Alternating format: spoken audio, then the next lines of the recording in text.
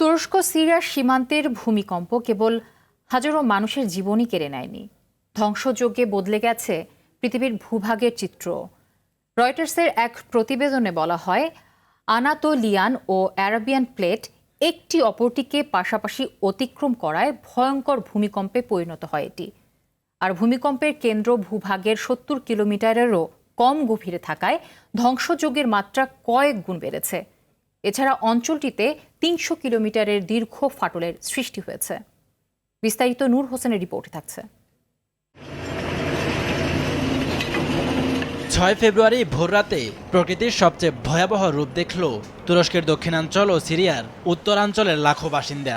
৭.৮ মাত্রার ভয়াবহ ভূমিকম্পে ধ্বংসস্তূপে পরিণত হয় প্রায় ১,২০,০০০ বর্গ কিলোমিটারের বিস্তীর্ণ অঞ্চল।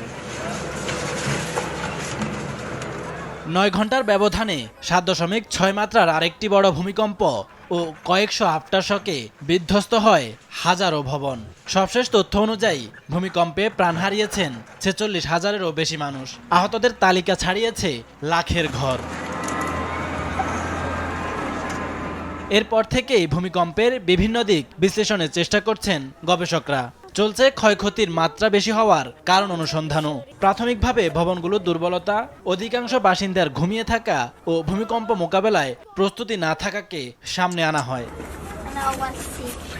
তবে রয়টার্সের এক প্রতিবেদনে বলা হয়, অ্যারাবিয়ান ও আনাতোলিয়ান প্লেট পাশাপাশি বিপরীত দিকে সরে যাওয়ায় ভয়ঙ্কর রূপ নেয় ভূমিকম্পটি। এছাড়া ভূমিকম্পের কেন্দ্র ভূপৃষ্ঠ থেকে ৭০ কিলোমিটারেরও কম গভীর হওয়ায় ধ্বংসযজ্ঞের মাত্রা বেড়েছে কয়েক গুণ।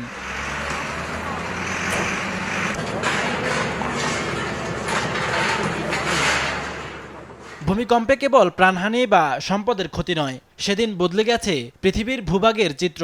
প্রথম ভূমিকম্পে ৩০০ কিলোমিটার দীর্ঘ ফাটল তৈরি হয়েছে। এতে ১০ থেকে ২১ ফুট পর্যন্ত মাটি বিপরীত দিকে সরে গেছে। পরের ভূমিকম্পে ১৫০ কিলোমিটারের আরেকটি ফাটল তৈরি হয়েছে।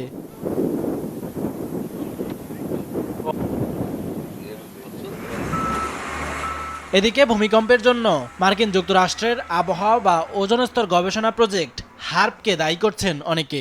সামাজিক যোগাযোগ মাধ্যমে এ সংক্রান্ত বহু পোস্ট ছড়িয়ে পড়তে দেখা যায়। এছাড়া নেদারল্যান্ডসের এক বিজ্ঞানীর ভবিষ্যৎবাণীর উদ্ধৃতি দিয়ে অনেকে এই ভূমিকম্পকে পরিকল্পিত দাবি করছেন।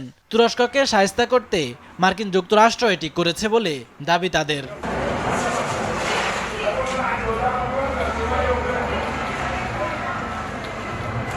তবে হার্পের প্রোগ্রাম ম্যানেজার বলছেন, প্রাকৃতিক দুর্যোগ তৈরিতে তাদের কোনো হাত নেই। তুরস্ক সিরিয়া সীমান্তের এত বড় দুর্যোগ মানুষের পক্ষে সৃষ্টি সম্ভব নয় বলে মত দিয়েছেন ভূমিকম্প বিশ্লেষকরা।